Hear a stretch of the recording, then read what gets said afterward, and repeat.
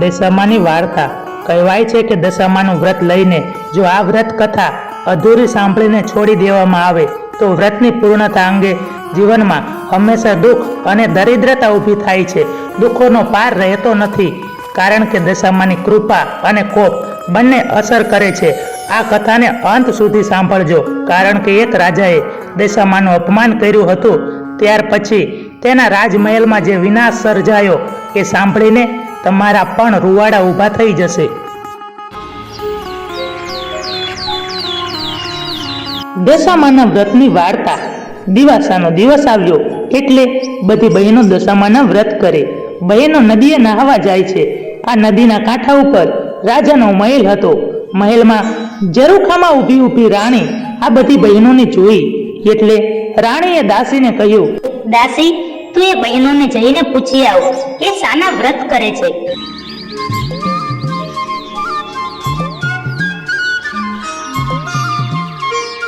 દાસીએ આવીને પૂછ્યું, બહેનો, તમે શાના વ્રત કરો છો?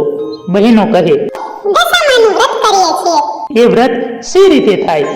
બહેનો કહે, સુતરના તાતણા લેવા, તેને 10 ગાંઠો વાળવી, દોરાને કંકુ દેવું, ઉપવાસ કરવા અને યથાશક્તિ દાન કરવું. દાસીએ આવીને રાણીને વાત કરી. રાણીએ વ્રત લેવા વિચાર્યું. રાત્રે રાજા ઘરે આવ્યા ત્યારે રાણીએ કહ્યું, હું દશામાનું વ્રત કરું? રાજાએ કહ્યું, એ વ્રત કરવાથી શું લાભ થાય?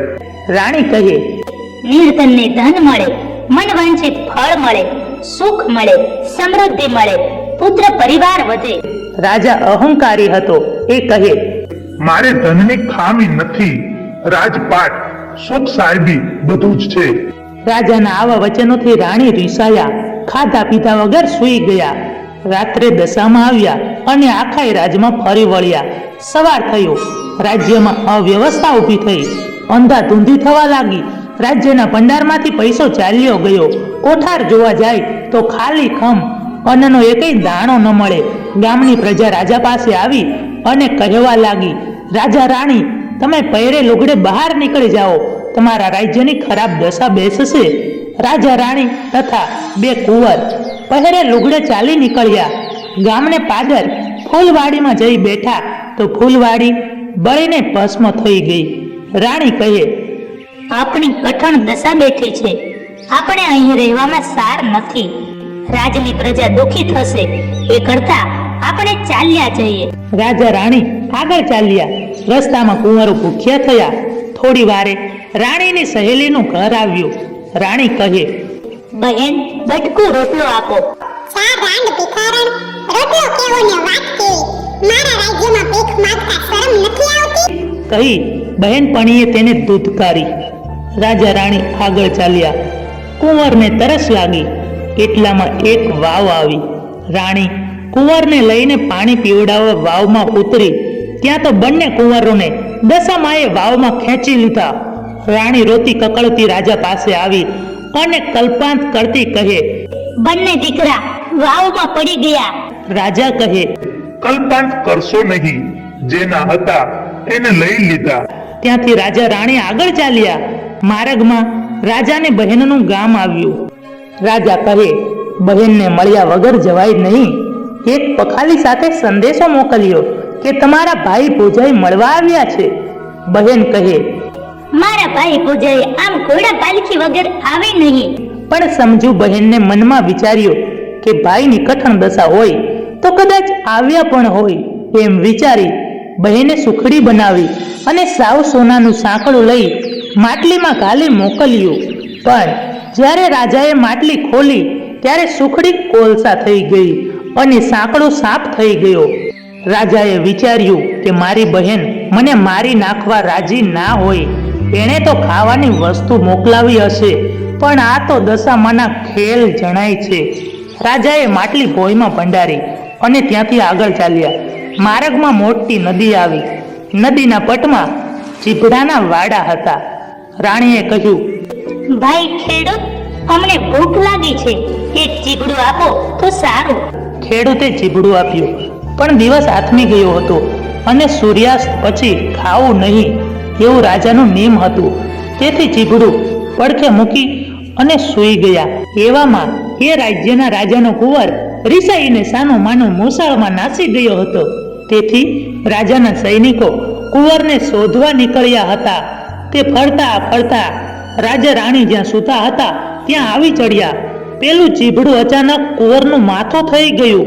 તે પેલા સૈનિકોએ જોયું. તેથી સૈનિકોએ રાજા રાણીને મારી પકડી લીધા અને પોતાના રાજમાં લઈ ગયા. પેલા રાજાએ તેમણે કેદ કર્યા. રાજા રાણીને જુદી જુદી ઓરડીમાં પૂર્યા. રાજા તો વિચાર કરે, 12 મહિનાથી કઠણ દશાના ફળ ભોગવી રહ્યો છું. એ દશામાં ના ખેલ છે. રાણી ઓરડીમાં એકલી રોતી બેઠી હતી. તેણે વિચાર્યું, રાજાએ દશામાનું અપમાન કર્યું છે, તેથી આ બધા દુઃખ પડે છે. 12 મહિના પૂરા થયા. દિવાસાનો દિવસ આવ્યો. શ્રાવણ મહિનો આવ્યો. રાણીએ દશામાનું વ્રત લીધું. દશામાના નકોરડા ઉપવાસ કર્યા. 11મા દિવસે એક ભલા સૈનિકને રાણી કહે, ભલા ભાઈ, દશામાને રીઝવવા મેં વ્રત કર્યું છે. તું મને મદદ કર. દશામાં તારું સારું કરશે. 10 મુઠ્ઠી ઘઉં લાવી દે ને લચકો માટી આપ અને ગોળનું દડબું આપ. માટીની સાંઢળી બનાવી દશામાની સ્તુતિ કરી કરગરવા લાગી. હે દશામાં, અમે પામર જીવ, અમારી ઉપર દયા કરો માં. એમ કહી માને મનોમન ભક્તિ કરવા લાગી અને પછી પતિને જમાડ્યો ને પોતે પારણા કર્યા. રાત્રે સાંઢળીને ઘરમાં રાખી. સવારે પેલા ભલા સૈનિકને આપીને જળમાં પધરાવવા કહ્યું. સૈનિકે નદીમાં જઈ અને સાંઢળી જળમાં પધરાવી દીધી. એ રાતે ગામના રાજાને સપનામાં દશામાં આવ્યા અને કહ્યું, હે રાજા, તારો કુંવર રિસાઈને મોસાળમાં નાસી ગયો છે અને તે વગર વાકે રાજા રાણીને જેલમાં પૂર્યા છે. તેમને છોડી મૂકજે. સવારમાં તારું કુંવર મોસાળથી ઘરે પાછો આવશે અને જો તું મારી વાત નહીં માને તો તારી પણ એમના જેવી બુરી હાલત થશે. સવાર થતા રાજકુંવર ઘરે આવ્યો. રાજાએ પેલા કુંવરનું માથું જોયું તો લીલું તાજું ચીપડું. સપનું સાચું પડ્યું. તેણે રાજાને જેલમાંથી છોડી મૂકવા હુકમ કર્યો. રાજા રાણીને સારા કપડાં પહેરાવી રજા આપવા ગામના રાજાએ આદેશ કર્યો. તમે અમારા ગુનામાં નથી, પણ દેવના કોપે તમારી આ દશા થયેલ છે. આમ કહી વિદાય લીધી. રાજા રાણી સમજ્યા કે હવે દશા વળતી લાગે છે, માટે ચાલો હવે પાછા વળીએ. રાજા રાણી બહેનને ગામ આવ્યા. રાજાએ વિચાર્યું કે મારી બહેન મને મારી નાખવા રાજી ના હોય, એટલે માટલી કાઢી જોતા જઈએ. ખોદીને માટલી કાઢી જુએ છે તો ખાવા જેવી સુખડી મળી અને સોનાનું સાંકળું દીઠું. માટલી લઈ રાજા રાણી આગળ ચાલ્યા. વચમાં વાવ આવી. દશામાએ વિચાર્યું, રાજાના બંને દીકરા લીધા છે તે પાછા આપો. કરડા ડોશીનું રૂપ લીધું અને છોકરાને આંગળીએ વળગાડ્યા. જેવા રાજા રાણી ત્યાંથી પસાર થાય ત્યારે દશામાએ બૂમ પાડી, એ ભાઈ, ઊભા રહો. આ બંને રાજાના કુંવર જેવા છોકરા ભૂલા પડી ગયા છે, તેમને ગામમાં લેતા જાઓ. રાજા રાણીએ એમના પોતાના છોકરાને ઓળખ્યા અને બેઉ કુંવરોને રાણીએ હેતથી ઉપાડી લીધા. એટલે દશામાએ અસલ સ્વરૂપ ધર્યું. દિવ્ય સ્વરૂપ જોઈ રાજા રાણી તો એમના પગમાં પડી ગયા. પ્રસન્ન થઈ દશામાએ કૃપા કરી. દશામા કહે, હે અહંકારી રાજા, તારો અહંકાર છોડી દેજે. આજથી તમારી દશા વળશે. તમે ઘરે જાઓ, તમારું રાજ તમને પાછું મળશે. ઘરે જઈ મારા વ્રતનો મહિમા વધારજો. જે કોઈ મારું વ્રત કરશે તેને મારી કૃપાથી સુખ સંતોષ મળશે. એટલામાં દશામાની કૃપાથી એક રથ થઈ ગયો. રથ આપી માતાજી કહે, લે રાજા, આ રથમાં બેસી તમારા ગામમાં જાઓ. તમારી સમૃદ્ધિ હવેથી વધશે. એટલું કહી દશામાં અદ્રશ્ય થઈ ગયા. રથમાં બેસી રાજા રાણી કુંવરોને લઈ આગળ ચાલ્યા. માર્ગમાં બહેનપણીનું ગામ આવ્યું. જેણે જાકારો દીધો હતો તે બહેનપણી સામે ચાલી રાણીને ભેટી પડી અને કહેવા લાગી, ઓ બહેન, ઘણા દીએ આવ્યા, આજ તો તમને નહીં જવા દઉં. રાજાએ કહ્યું, બહેન, મારી કઠણ દશા હતી ત્યારે તમે કટકો રોટલોય નહોતો આપ્યો અને આજે રાત રોકાવાની વાત કરો છો, પણ હવે અમે નહીં રહીએ. એટલું કહી રાજા રાણી ત્યાંથી આગળ ચાલ્યા.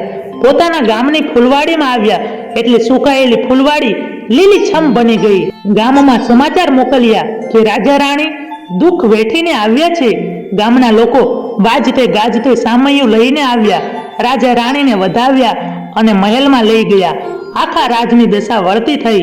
સૂર્યના પેઠે તેમણે રાજાની કીર્તિ વધવા લાગી. પ્રજામાં આનંદનો પાર ન રહ્યો.